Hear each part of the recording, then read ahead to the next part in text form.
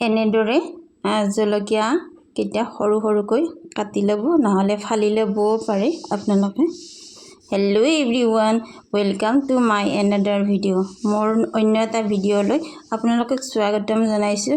আজি মই বনাম জলকীয়াৰ আচাৰ। এই আচাৰটো মোৰ সম্পূৰ্ণ নিজৰ শেষলৈকে চাব, গম পাব সকলো। এয়া কেৰাহীত খোৱা তেল গৰম কৰি লৈছোঁ। জলকীয়া আচাৰৰ কাৰণে লাগিব এয়া সৰিয়হখিনি মই ৰ'দত ধুই পেলাই ধুনীয়াকৈ পিচি লৈছোঁ। ভাজি লোৱা নাই, কিন্তু কেঁচা কেঁচাই পিচি লৈছোঁ। তাৰ কাৰণে লাগিব ফোড়নৰ কাৰণে এয়া মেথি আধা চামুচ, তাৰপিছত লাগিব এয়া পাঁচফোৰণ 1 চামুচ, এয়া এয়া হ'ল আদাও ৰ'দত শুকাই লৈছিলোঁ, শুকাই পিচি লৈছোঁ। তাৰপিছত এয়া লাগিব চফ 2 চামুচ, আৰু লাগিব এয়া জলকীয়া, আৰু লাগিব মাষ্টাৰ্ড অইল। এয়া তেল গৰম হৈছে, এতিয়া মই ইয়াতে দিছোঁ এয়া মেথিকেইটা ক্ৰেকাল আহিব ধৰিছে। এয়া তাৰপিছত দিম এয়া মই পাঁচফোৰণ।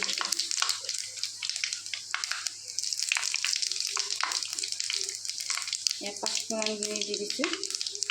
তাৰপিছত এয়া অকণমান গল্ডেন কালাৰ হৈছে। তাৰপিছত দিছোঁ এয়া মই আদাখিনি, জুইটো কিন্তু চিমত ৰাখিছোঁ। এয়া তাৰপিছত দিম এয়া মই চফখিনি। ইমান ধুনীয়া গোন্ধ ওলাইছে, এনেদৰে এবাৰ বনাই খাব।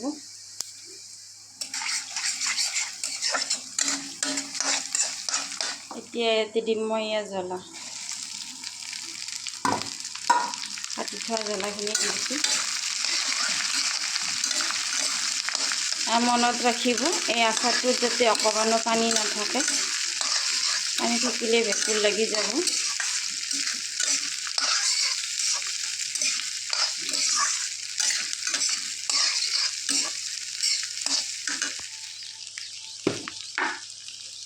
এতিয়া ইয়াতে লাগিব নিমখ 2 চামুচ দি দিছোঁ নিমখ,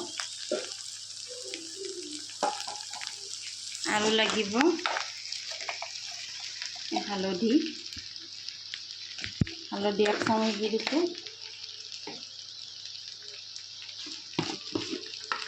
ইয়াতে দিম মই অকণমান জিৰা গুড়া,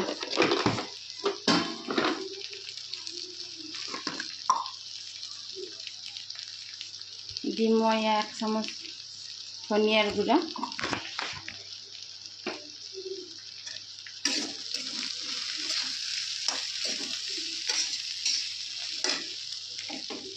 এনেদৰে জুইটো মিডিয়াম ফ্লেমত দি পেলাই প্ৰায় 10-15 মিনিটমান ভাজি ল'ব। এয়া অকণমান কোমলিছে। তাৰপিছত এতিয়া ইয়াতে দিম মই এয়া সৰিয়হ গোটেই নালাগে, মই বহুত পিচিছিলোঁ।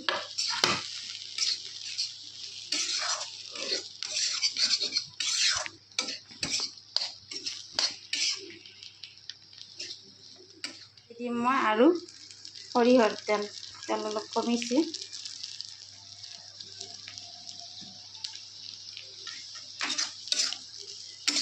এইখিনি মই অকণমান ভাজিম।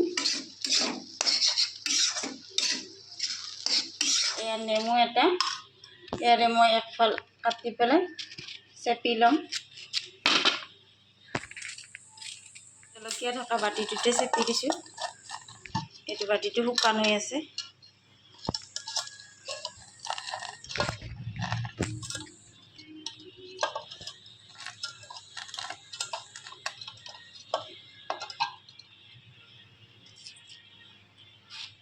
এয়া দেখিছে ভিনেগাৰ, এতিয়া মই ইয়াতে এতিয়া দিম এয়া মই ভিনেগাৰ,